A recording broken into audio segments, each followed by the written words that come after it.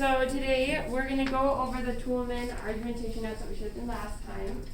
Then we're going to discuss letter from Birmingham Jail. Things that you need to do by next class. There's another multiple choice at number 3. There's 15 questions, so again it should take you like 15 minutes. Have those been going okay? I've seen you guys report your scores, some of you. I don't know what's happening in your lives.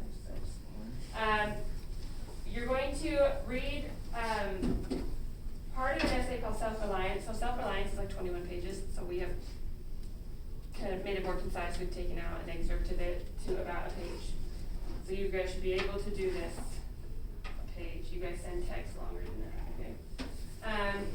Make sure that you have chosen your book club book by the 14th. So I have some options here, or you can pick anything at an adult reading level. If you want to read with someone, great. If you want to read your own thing and then talk to someone else about what you're reading, great.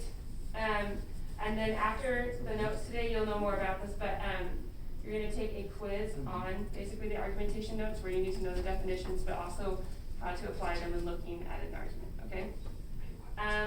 Questions so far? Yes? Wait, so we weren't supposed to do the notes at home? No. But now you're just advanced, so excellent. Yes. Any other questions on that? Did Ella do that?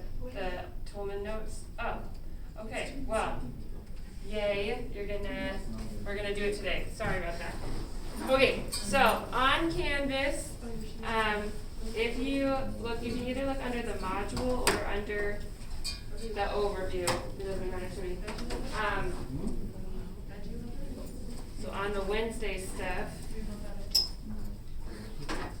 right here, or just on like the module itself, but it says Toolman note page. You're gonna click on this, and I changed my mind, and you can use these on the quiz. So take good notes. And then these are the slides, so if you need to look at those again, because it is a little confusing. We're thinking about argument in a more complex way, probably than you have thought about it in previous classes. So you can use those too. And then you'll take that quiz based on those things. Okay, let's get started. So yeah, open up that notes page so you can take your notes there. It should prompt you to make a copy of that Google Doc.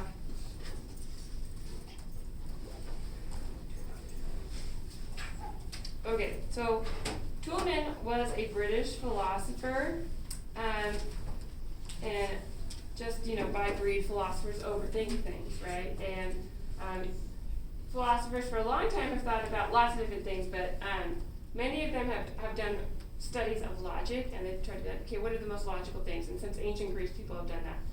And so Toolman, as he's looking at arguments and how to be logical, he finds kind of this pattern that he thinks is one of the more logical ways to put together an argument. So we're going to talk about that today.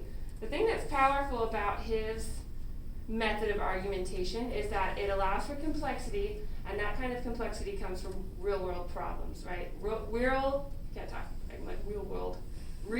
world problems often are like almost never black and white, right? There's usually, but what about this and that? And so his argument technique allows for some of that complexity within your own arguments that you'll make. Okay? Yeah. When did Toolman live? He was, I think, in the 30s is when he wrote the book. I could look that up in a second and let you know for sure. It's been a little while, but his methods have stood kind of the test of time. There are probably other ones that work better in specific scenarios, but for any general given situation, this works pretty well. Okay, so this is going to help you with your critical thinking skill, develop and test your own arguments, and then also when you analyze other arguments to kind of say, like, okay, are they making assumptions about me and about what I care about that don't matter? And like, it can really help you to break apart their arguments, but also think about how to put yours together. Okay, so the first thing you need to write down is what the definition for enthymeme. That's a weird word, but it's an ancient Greek thing where basically what it is a claim and a reason.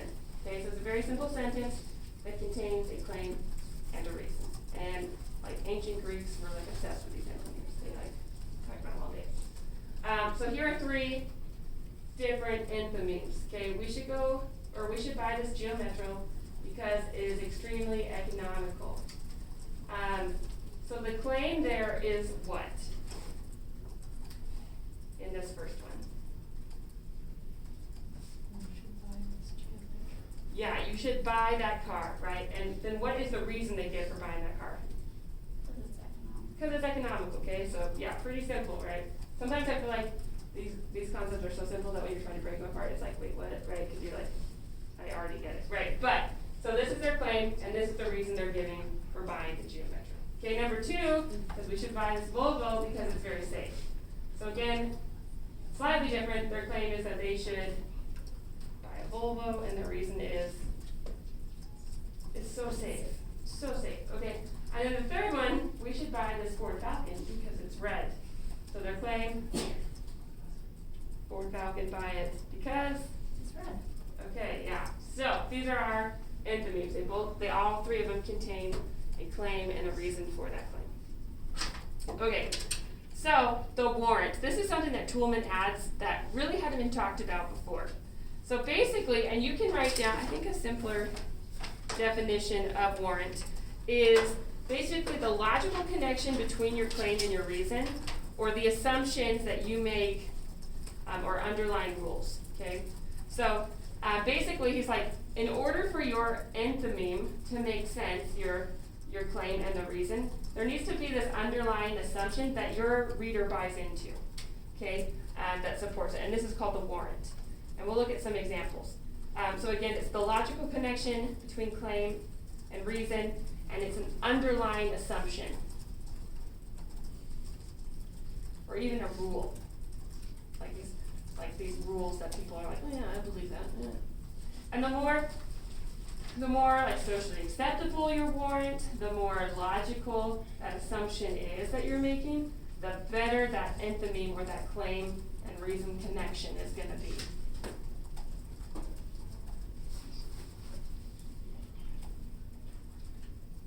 Okay, any questions on that so far? I feel like sometimes they're very aggressive when they clean that door. That was actually kind of light. Okay. So let's look at and try and find the warrants for these. So these are the three claims from that first slide.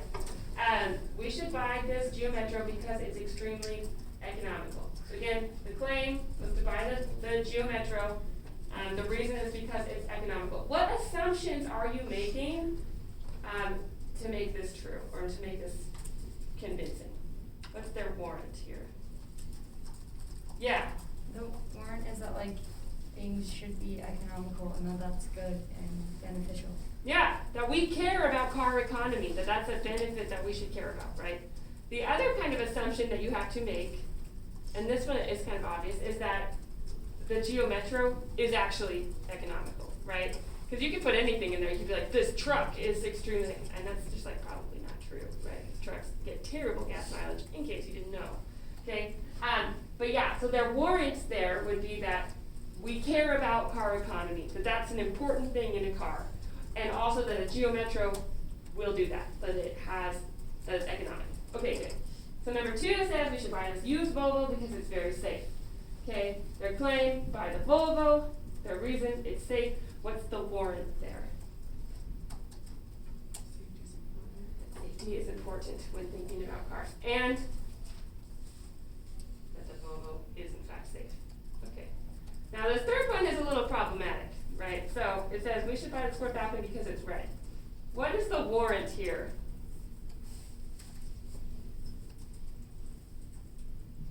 Yes. That being red is important. Yes, right. And what problems are people going to have with that? Is that really a super important quality in a car? Yeah, it's a claim of its own. Those problems will be. Yeah, people will be like, why do I care? Like this other one's cheaper. Or like there are other things we value more than perhaps color. Also problematic with red. I feel like there have been studies on this, although I could be totally making this up. It could be urban legend. But if you have a red car, you get pulled over a lot more because you stand out to those cops, right? Or maybe you're just the type of person who speeds if you like red cars. I don't know, right? So you would have to overcome a few things to make that make sense. You could maybe with the right evidence say that like because it's red, you will stand out more. And so in order not to get pulled over, you will actually stay within the speed limits, making you safer, right? But that would be like a lot of things you're gonna have to provide in your evidence to make that warrant even like something that we would care about, right? Okay, so warrants, the more reasonable that assumption you're making is, that underlying assumption, that rule, the better your argument is going to be, okay? Because you can make crazy warrants like, we should care about this because aliens are gonna come, but people are probably not gonna be cool with that warrant. Depending on your audience, right? If you're talking to a bunch of crazies, maybe. Okay, so let's look at one more example. So don't eat that mushroom, it's poisonous. What is the claim? We'll start there. Don't eat that mushroom. Okay, what's the reason? It's poisonous. Poisonous, right? So the mushroom is poisonous, so we're saying don't eat it. What is the warrant? It's dangerous. So don't do it. What is dangerous? Eating the mushroom. And in this case, less specific than that, like the rule is poisonous things are dangerous, right? So something that's helpful to think about when you're trying to make like this warrant, like, 'cause sometimes this is kind of hard to pull out that assumption, right? Is if you said the mushroom is poisonous, you put like the reason, which is just kind of a statement. So your claim will follow that, the action or the thing that you should think differently. Don't eat it. Since, and then the since is your warrant, if that helps you think about it that way. Okay. Now, this is pretty obvious, right? Like you're like, the doy. Like no one's gonna be like, let me eat my poisonous mushroom. I mean, unless you're like the Hunger Games and then you're the last two and you're Katniss trying to say, although that was berries, right? But same deal, right? Most people are not gonna argue with that, right? Which is exactly why this claim is so convincing. So the more reasonable you are, right, and more obvious, the better your argument is going to be, okay? More examples. These ones are a little bit more complex than a mushroom that is poisonous. Smoking causes serious diseases in smokers and endangers non-smokers as well. That is my reason. So, their claim is going to be, the federal government should ban smoking. Okay, now you have to like put a warrant there that connects those two things, why that's reasonable. Well, one rule, or one underlying assumption, is that the Constitution was established to promote the general welfare, right? There's that clause. Maybe you watched Schoolhouse Rock with it. Promote the general welfare. Yeah, I knew it. Okay. And citizens are thus entitled to protection from harmful actions by others. Right? Maybe to make this a little clearer, like in the United States, or like in this, they say the federal government, so we're just kind of assuming that's the United States because that's where we live, right? But that's our warrant because we're saying, okay, yeah, they have the right to do this, and this makes sense because the Constitution, which is a federal document, says that that's their purpose, is to promote the general welfare, and this action is harmful to people, right? It doesn't promote the general welfare. Okay. Another example, the Electoral College, which you know is so fun right now. The Electoral College gives small states undue influence. So their claim is it should be abolished. We should get rid of it. And so now they're going to connect that with a warrant saying no state should have undue influence on presidential elections. That's one warrant that they could use to make that sense, or to make it make sense. You could also say that like we care about fairness in the United States, right? Like that is important to us, that everyone should have equal voice because we're in a democracy, right? However, you could then, like a rebuttal could be like, well, we're a democratic republic, right? So we make concessions so that people who are smart can run our government instead of just like you and me, right? Rebuttals to this could be, that we shouldn't abolish it because otherwise some states will have no voice, and like that matters because everyone should have a voice. So you could, you'd have to think about what people could say against it. So I think this is arguable, but a little bit more challenging than mushrooms are poisonous, right? But nobody really cares to read that paper either, right? Like, who cares? Like, okay, done. I won't eat the mushroom. I don't even like regular mushrooms because they're weird. They got like those weird fringy things on it. Like, that's just weird to me. Not that that's relevant. Okay, so to recognize warrants and stuff, you want to locate the one sentence that best states the claim, and then consider, again, what assumptions the writer is making to influence the audience to accept that claim. So sometimes this will be explicit, and I think in good arguments they're really good about pulling out those assumptions for you. However, sometimes they're kind of underlined, and you wanna be thinking about that when you're like, okay, is this a good claim? Is it solid? They say because of this, but what assumption are they making? I actually don't care about that, right? So, that can help you to really break down arguments and test them. Okay, blah, blah, blah. Sometimes warrants are like specifically authoritative warrants. I don't think that this is on your quiz. I didn't put that on there, but, so you wanna be, this is kind of why you need to be aware of your sources anytime you're putting together like a research paper or an argument, because you can make claims like, okay, adoption of a vegetarian diet leads to healthier and longer lives. And so you should adopt one, that's their claim, right?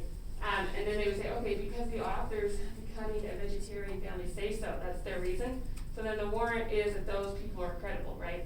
So when you're basing your arguments off of different sources, you wanna make sure that they're actually like an authoritative person on that, which is why teachers harp so much about, like, don't just do a Google search, right? Look at really good sources, and when we write our research paper, we'll be using an online library, which is not like as great as college, I would say libraries allow you to do, but better than just your typical Google search. And so you wanna make sure that the sources that you use are actually authoritative and not just a crazy person. Okay, backing then, so we've got like our little reason that leads to the claim, right, and then the warrant is backing that connection between the two. Well, your backing gives more support specifically for your warrant. So backing and evidence are supports that you use to prove your line of reasoning, right? But backing goes specifically with warrant. And I think it's more general is kind of how I think about the difference between backing and evidence, whereas evidence are going to be like specific things that you are, examples that you're using. So let's say our claim was that NASA should launch a human expedition to Mars because Americans need a unifying national goal. So, interesting ending there, right? We've got the claim, their reason is for unification. The warrant then, there could be maybe a few there, but what unifies the nation ought to be a national priority.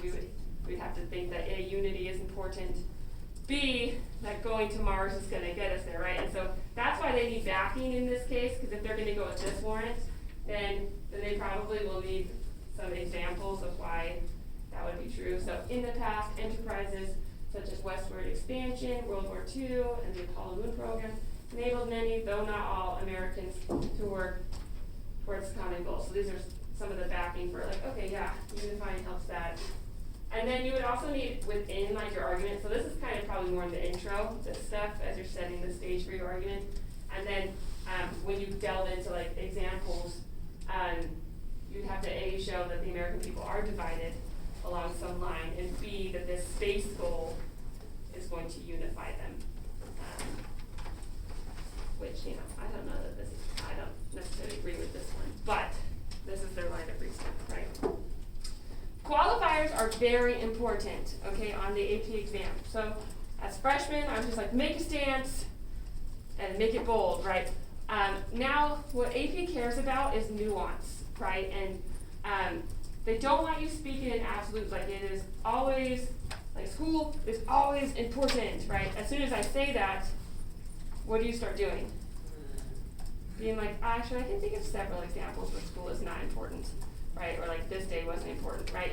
And so absolutes, what they do is they create this combativeness in your audience where they're immediately trying to think of examples that disprove you.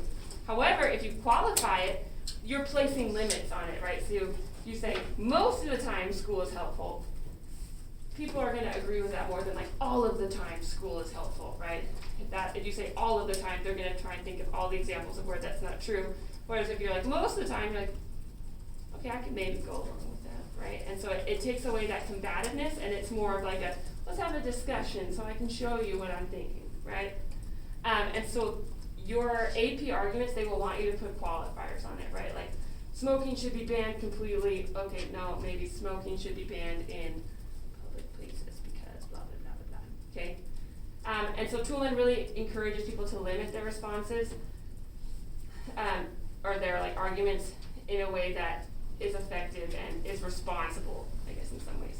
So, for instance, let's say you're like, I got a 98th percentile score on the LSAT exam, and you want a guarantee that it gives you into law school. If I'm like, yes, you'll get into law school, and then you don't, you're gonna be pissed, right? So instead, it's like, so it is likely, and this right here is the qualifier, you will get into law school. Because there are, I guess, some things that could, like if you had a bad GPA, right, that, well, you don't have much of a work ethic, so that's great that you're a genius, but you're never gonna come to work or whatever, right? So there are things that could get in the way.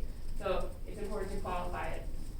But it's likely that you'll get in because LSAT scores are an important factor in school admissions. So there, if you don't have a good LSAT score, it's likely that you won't get in, right? Does that make sense where they're qualifying? And that allows you to have some wiggle room too, as an arguer. Okay, rebuttal. Rebuttal is also, it's probably, so qualifiers are very important on the AP exam, and so are conditions of rebuttal. You want to think about, when you've got your argument, what could people say that discredits your claim? In like your freshman years, I've been like, okay, just put in like a rebuttal, right? And it's, that for me was just like a check mark. You can at least think outside the box. However, with AP, you want to make sure that those rebuttals and like the things that you are addressing as counterclaims are credible, right? You're not going to address crazy people because they don't matter, and that they're not just like straw man arguments where you're just like, some people think this so you can like quickly push it over and show that yours is stronger, because if you address weaker claims, it's really not going to help your argument overall anyway, because all you've done is beat pathetic claims. You haven't addressed like the hard issues, right? And so when you're putting together your argument, you want to be thinking about those hard questions that people are asking, right? Because those are going to be the things that attack your argument. And you want to embed that into your argument, addressing kind of the rebuttal throughout. And when we read later today, the letter from Birmingham Jail, he does a really good job of taking the rebuttal that people offer and embedding them into his response, and using them to actually further his argument. And then also, sometimes thinking about your conditions of rebuttal can help you with your qualifiers, right? Because if you come up against like a really good counterclaim, you're like, yeah, I kind of agree with that. Okay, how can I change my original claim and qualify it to then combat that, right? And so it allows you to have a better argument overall, okay? So example, like if your claim was the federal government should support the arts because it also supports the military, what are some counterclaims or some rebuttal steps? Yeah. The military is more important than art. So the government doesn't have to? Yeah. Yeah, right. Because this is assuming that in some ways that the arts and the military are equal, right? Like that's their warrant, and that the government, because it supports one, should support the other. But they could say, yeah, the arts are not as important as the military. Or that the government has the responsibility, yes, to do the military because that's about safety, but what does art do for safety? Like, literally nothing. But then you're like, the people need to feel happy, and art makes them happy, so it will prevent suicides, which should matter. I don't know. So you would, but there are some rebuttals that you would definitely have to address the fact that like the arts are very different than the military, and why the government has that responsibility, right? Because people will be like, why do I care? I care about the military because then I'm not going to get bombed, but art doesn't happen. I'm not going to get bombed as a result, right? Okay, so just like a quick outline of all of these things. If we're talking about like the ban on smoking, or banning smoking, their claim could be the federal government should ban smoking.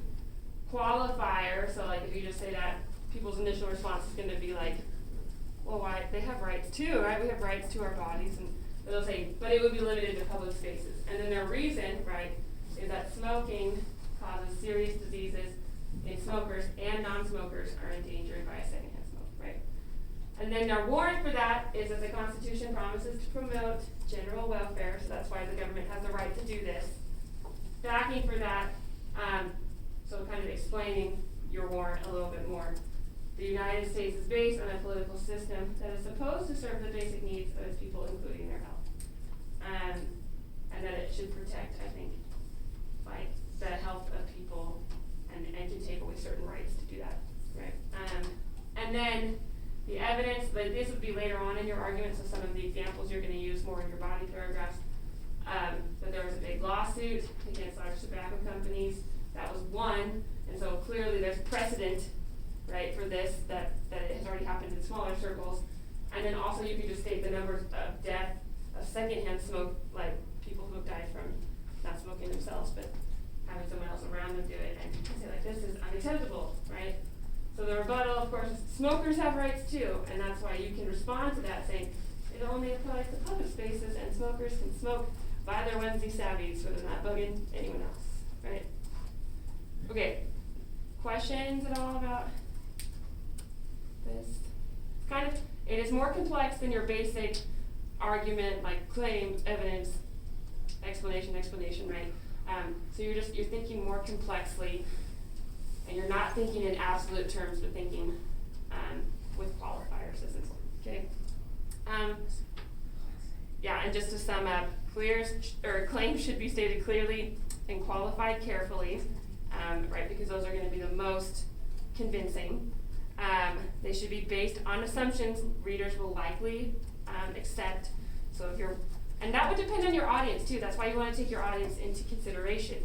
If you're using a bunch of like religious references with people who are atheists, they're not going to have the same assumptions that you do, right? So depending on who your audience is, or if you're talking to a group of Americans, they may not have the same assumptions as a group of Canadians. I don't know, right? And then claims should be supported with evidence and good reasons, so you should have solid evidence, and then that you're anticipating respectfully objections. So you're not calling the other side, you're a dummy for not agreeing with, like, you're incorporating that and saying, like, I see you, right, but here's why I think what I have to say would benefit you, right? So you're being altruistic in some ways, okay? So you can use this and like your notes on the quiz. The quiz looks like this, maybe. Is this the right one? Not that one. It looks like, do I keep just pulling up the same thing? Those are your notes. Yeah, I got rid of it. Not those. I can do this. Well, if you click on it, you can either go on like the assignments or where it says Toolman argument quiz. It'll prompt you to make a copy of the document, and then you'll just submit it. There we go. Copy. I probably have like 8,000 copies of this now, showing people, but oh well. Okay, so literally it just asks you to explain each of those terms we went over. It just has like the first letter and a little drawing, so you should kind of know where each one goes. Okay, and then there is a brief argument on the second page that you'll read, and then you're going to identify the different parts of the Toolman method in an argument. Okay, so beyond just knowing the definitions, you should kind of have a basic understanding of how to spot that in an actual text. Okay, and then you'll just turn that in by next time. So I don't think that should take you too long. Okay, any other questions before we move on to letter from Birmingham Jail, which I dumbly named letters from Birmingham Jail because I don't know why. So it says letters on yours, but it's a single letter, one letter. Okay, how many of you read through that? All right, more in this class. What we're going to do then is, because we hadn't taken notes on the Toolman argumentation method yet, is I want you to get with a partner. It could be like one or two, one other person or two other people. So like 2 or 3, it could be 4. I don't know. I'm not really picky is what I'm trying to say, but like small-ish groups. And I want you to go through and find, like it says here, Toolman argumentation techniques. So you're going to look for his claim, his warrant, supports, qualifiers, and rebuttals, okay, and mark those. I think he does a really excellent job. This is a very heartfelt letter, but it's also a very logical one from an argumentation standpoint.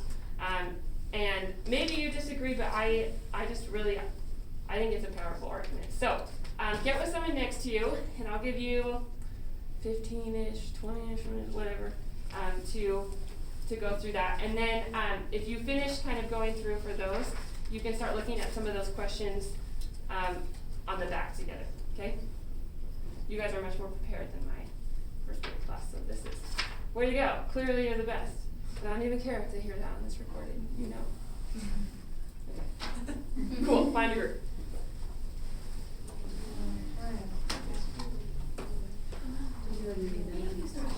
Yeah.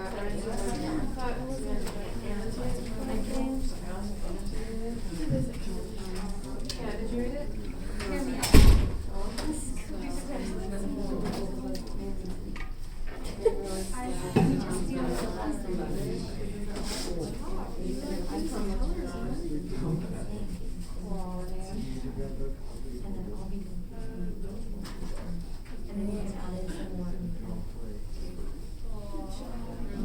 Beneficial for the whole team.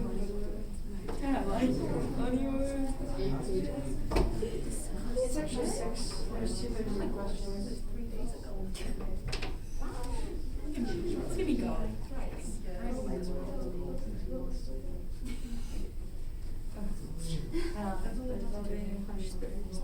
Okay. Yeah, I'm starting on this. Wow. Yeah. Well, no, that's a little bit. It's page 4. It's big on 9. Fine.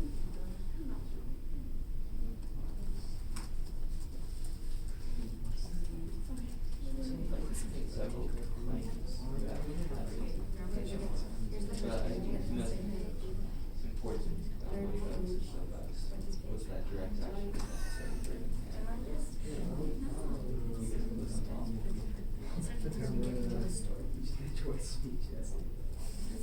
Oh, that's the page before. What the heck? The next paragraph is Why do we have different paragraphs? What? Okay, that's cool. Oh no, this is. Oh, I was gonna be like, why do we have different? Okay. Anyway, so I'm like starting halfway through your paragraph.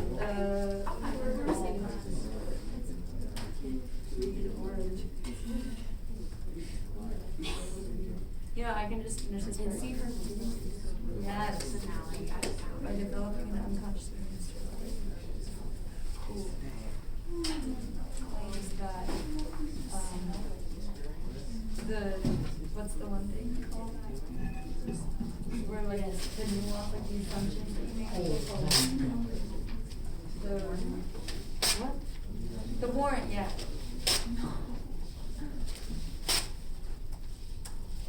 The one here is that like racism is your personality, makes you bad person.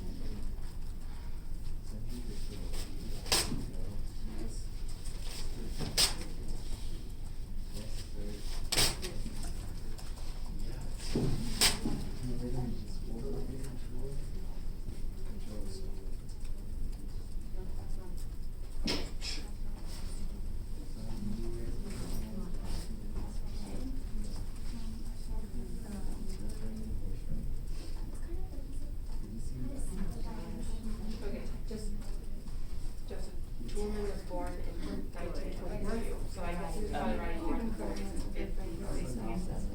He just died in 2009.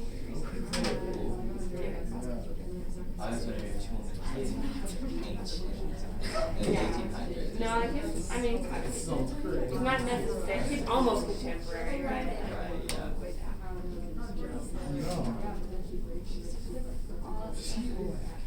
No, she's no 11. She related them. But I also guess on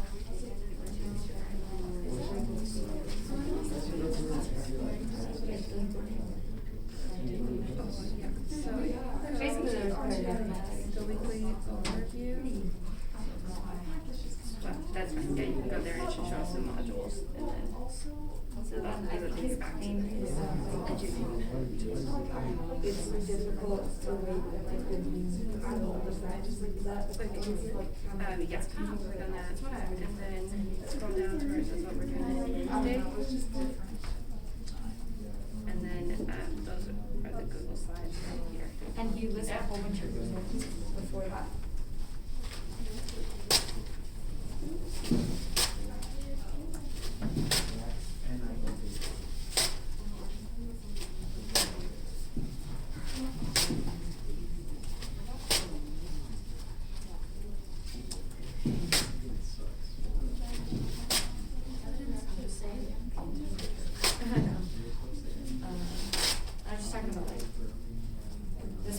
Oh, well, those are really examples, I used to, like, these reasons are examples, I think it is.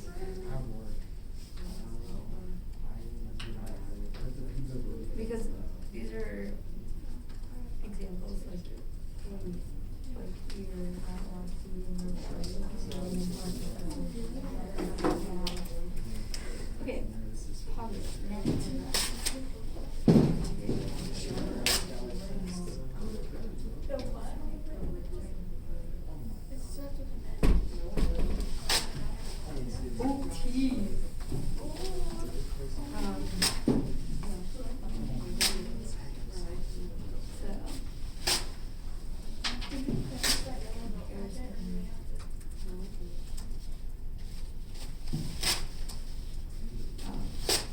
let's be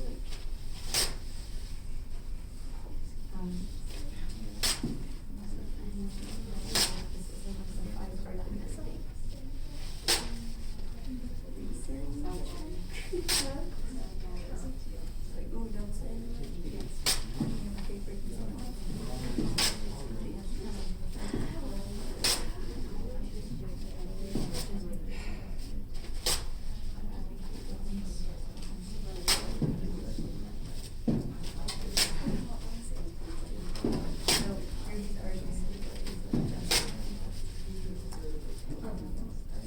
so he makes the code into that.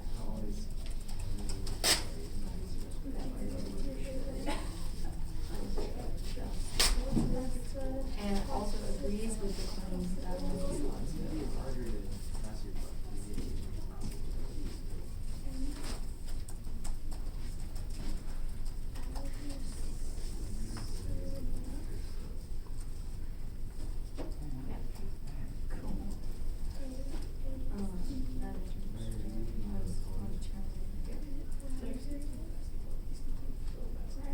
Yes, this is good because it defines, the warrant.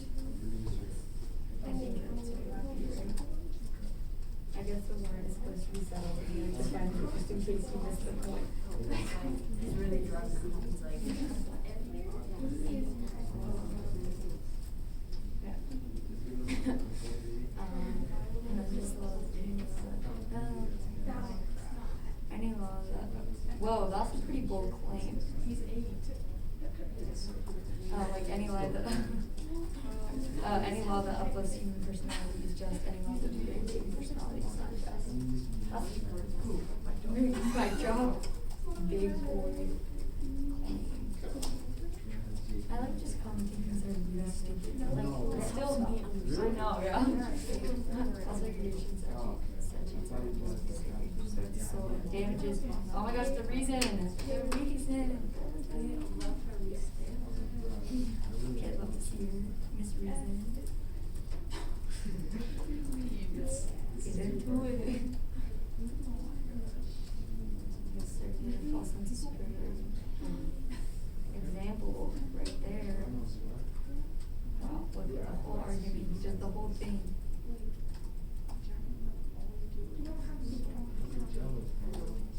I hate when you do that, if you select something and the argument only comes around, it's like, you do this for what? Aggregation is what? The terminology process. Oh, yeah.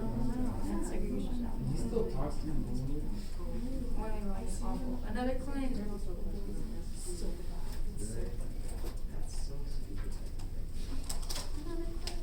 That's just what we're learning, right? It's like all parts of it. Separation, I need the sparkles up. That's how I do everything. I need them. Then I'm like, oh no. I think it's disobey segregation. I urge them to disobey segregation. Oh my gosh. That's a good one. Disobey segregation.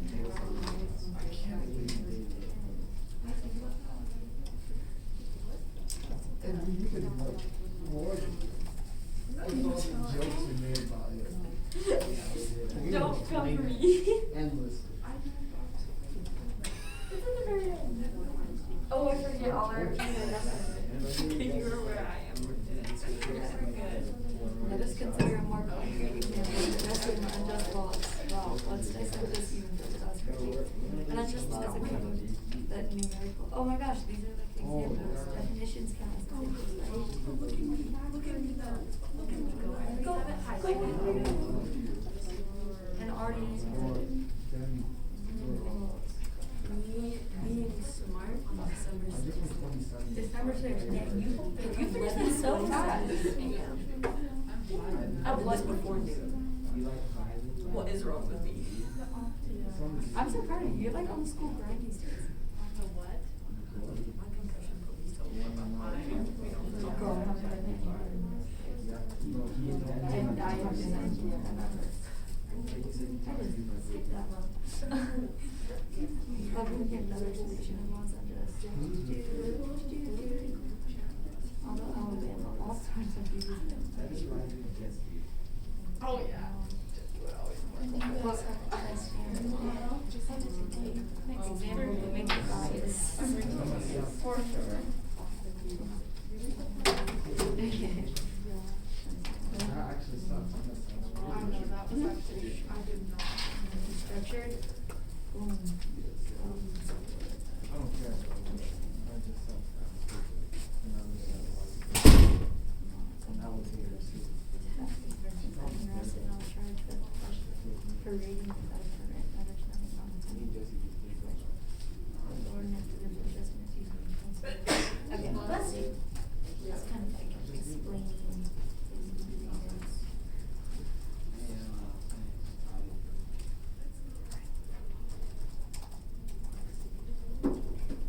Right, backing for support, that's what that would be. Yes. Okay, about 3 more minutes. Yeah, oh, we're so lucky. I hope you're in this school.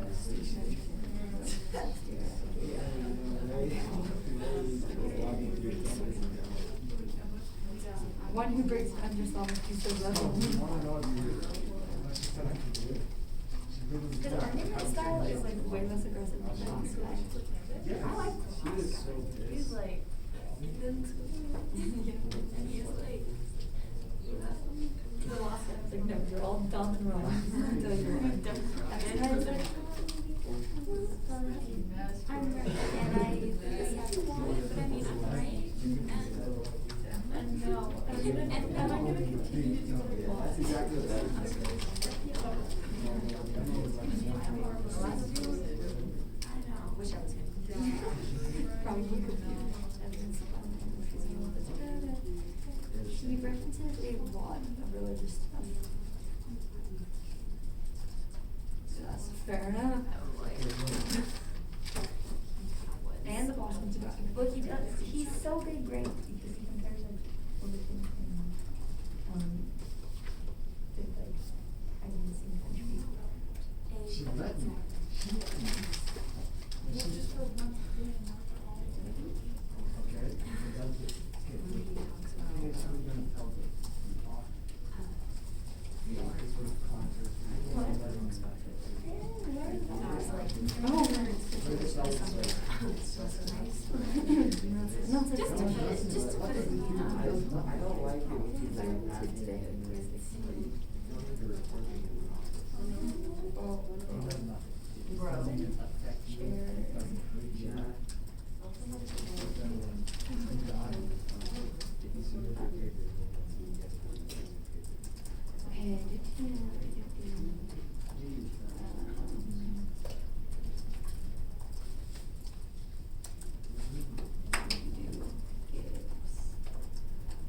Oh, this is a rebuttal.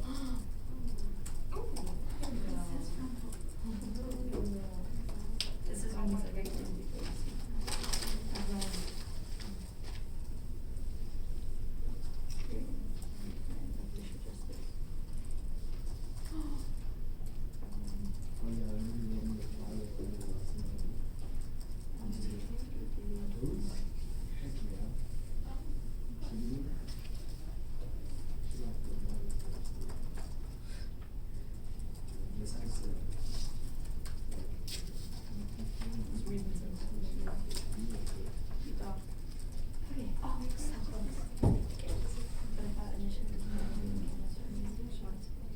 It's sad that like some of these stuff is like so super relevant.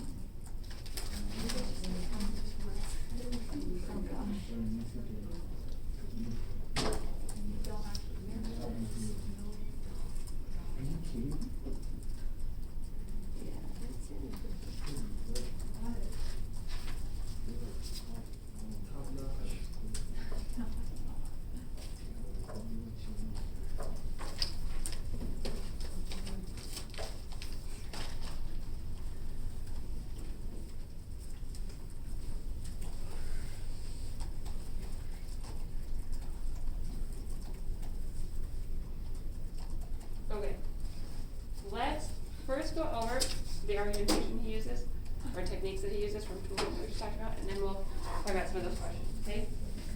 So, looking at letter from Birmingham Jail, what is his major claim? Because he makes a few claims, right? And any good arguer would have subclaims, but what is his major claim? Yeah, Hannah? That racism is unjust. Okay, well, that's kind of some of the things that he's building, right? And so, before that, he gets to a few other claims. Yeah. Well, he claims that direct action is necessary in Birmingham. Okay. Yeah, and he's responding specifically to a letter in which someone called him what? In his jump to Birmingham and have civil disputes. Yeah. Like, didn't they call him like an extremist, or they're like, hey, you did that at the wrong time, like you should have waited? Yeah, right. So he says right there in that first paragraph that you call my activities unwise and untimely, right? And so he asserts that, like Joseph says, that he has the right to be in Birmingham and the right to protest in the way that he's doing so, and that he is in fact not unwise or untimely, right? And those are kind of all embedded together, right? And then the underlying assumption is, and some of like his warrants and backing would be that that racism is unjust, right? And that's why he has the right to combat it, right? Okay, so then if you say my claim is that I have the right to be here in Birmingham and protest, what is his reason for that? Yeah. The First Amendment says you can protest peacefully. Okay, that would be kind of a warrant, right? Yeah, so that's an underlying assumption. Good, that they have the right to protest peacefully. Why else? Why like Birmingham? Yeah. So he, like, his whole kind of like reason is that like, hey, these people, like, we've tried all the peaceful methods, and these people aren't going to do anything unless we create, I think he says, like, create a sense of urgency, like, so extreme that they're forced to. Okay, yeah, and so basically his reason then, and he before he gets to some of those specific things, is if you look at that third paragraph, I am in Birmingham because, what is there?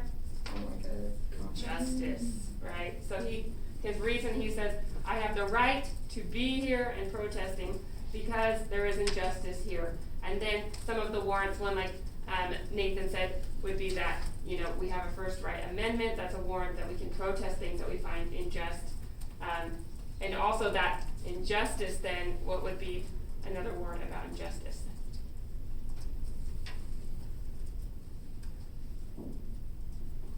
We would assume, if he's saying, I can be here because injustice is there, the assumption under that is that injustice is bad and something we have the right to fight, right? And then you could also use, like, the Constitution talks about, like, justice and all of that, and the rights that are within that. So good. Okay. So some of the evidence he provides, let's look specifically. I like where he lays out the 4 basic steps, right, of any nonviolent campaign, right? And what are those 4 steps? Do you guys remember? It's in the 1, 2, 3, 4, 6, 5th or 6th paragraph. The 6th paragraph. He says, any nonviolent campaign, there are 4 basic steps: collection of the facts to determine whether injustices exist, negotiation, self-purification, and direct action. So this would be kind of another subclaim that he's making, right? That, like, okay, I say that injustice exists. Now I need to prove that injustice is here, and that, you know, and that's why I can combat it. So he's like, okay, to figure out if injustice exists, we do these 4 things to combat that, and in a non-violent campaign, right? And so what I love that he does is he goes through each one of those steps in his argument, right? So number 1, he says we got to collect facts. So he talks about the ugly record of Birmingham, the brutal facts of the case, and he goes through, like, yes, we have facts, right, that this has happened. Number 2, negotiation. Well, then he talks about how their negotiations failed, right? Okay, so there's the second requirement that is met. Number 3, self-purification. So he talks about how he talks to the people who are with him in his campaign, and that he's like, okay, are you willing to accept the blows without retaliation? Are you willing to go to jail for this? And they say yes, so they self-purified. Okay, and then he realizes that there will be a rebuttal there, right? Because if you care about justice, then what's their question? Yeah. Isn't it, how can you break some rules and keep others? Yes, right. He's like, okay, you claim, like, you guys are probably thinking you claim that I care about justice. Then why the crap am I breaking laws, right? So what does he say to then respond to that rebuttal? There's just and unjust laws. Yes, right. And which ones do we have the right to break? Unjust. Perfect. Yeah. So he's like, there's moral law, there's immoral law, there's just and there's unjust laws, and laws, and he says which like bind or bring people down are not laws at all, right? They're not laws that we should protect. And then he's like, so we have the right to do that. And then finally he gets to that fourth step where he talks about direct action. He's like, okay, so here, like, I have determined that it is time now for direct action. So he can make that claim. Okay. Any other things you want to say about just his argumentation style so far? I really liked how nice he was. I felt like he did it in a very calm and mature manner. Yeah, and especially when looking at how they're being treated, which is completely opposite of that, right? And that would be something that Toulmin would like a lot, right? We respectfully respond to our rebuttal, because if you just say, like, you guys are ridiculous, you racist, right? Like, that is not going to convince them. And the whole point of an argument is not actually to, like, argue like we think about arguing, but to hear each other, right? Kind of like that indispensable opposition. Yeah. Yeah, and on to that, I remember, we read one about, like, eating children, you know, Yes. and satire and stuff. Modest It's proposal. interesting to see, like, the differences between, like, this kind of argument where it's, like, being respectful, and the other one where it's making fun of the person where... And you're like outraged because you're like, whoa, that seems extreme. Awesome. Yeah, so different styles there. Okay, let's look at some of the questions at the back. Let's see here. So his audience here is who? Do you guys know who his audience is? Or what can you assume about his audience, maybe? Say. They're clergymen, okay? And do you know what clergy is? They're like church people, okay? Yeah. Okay, so he's talking to a bunch of church people. And because of that, what kinds of examples does he pull in?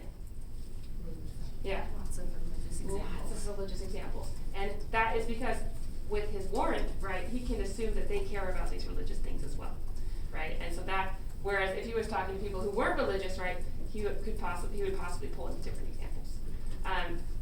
And so he compares himself at one point to the Apostle Paul. What do you think he gains or loses by comparing himself to Paul? Does anyone know who Paul is? A little religious. Paul, who used to be Saul. Does that ring any bells? No?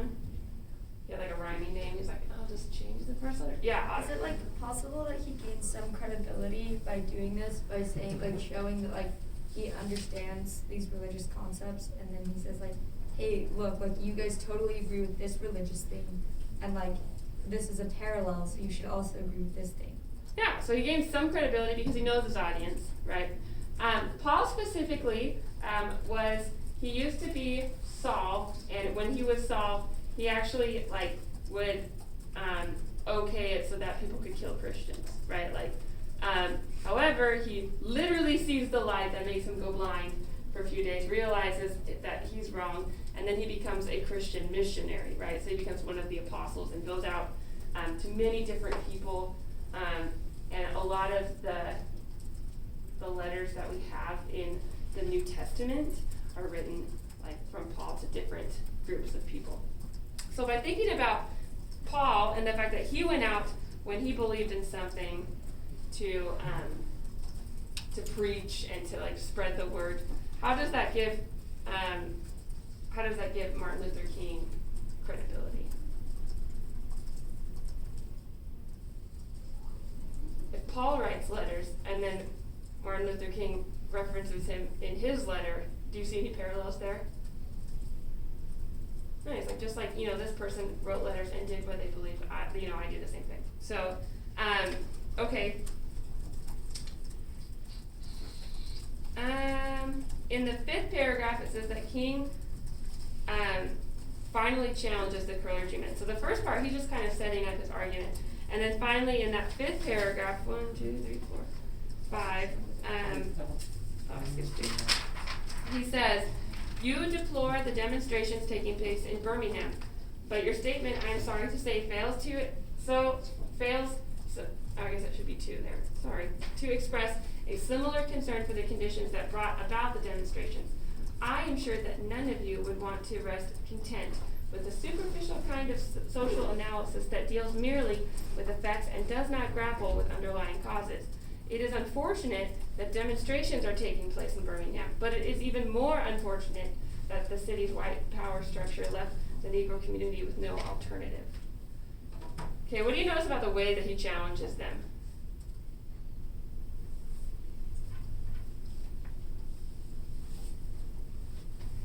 Do you notice anything in his tone? Do you notice anything in the way that he addresses them? Bueller.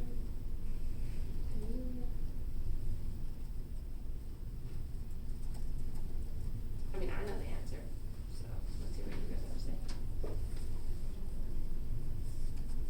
Larissa, in that 5th paragraph, what do you think? How does he talk to them when he challenges them finally? It's like the top of page 2. In that 5th paragraph.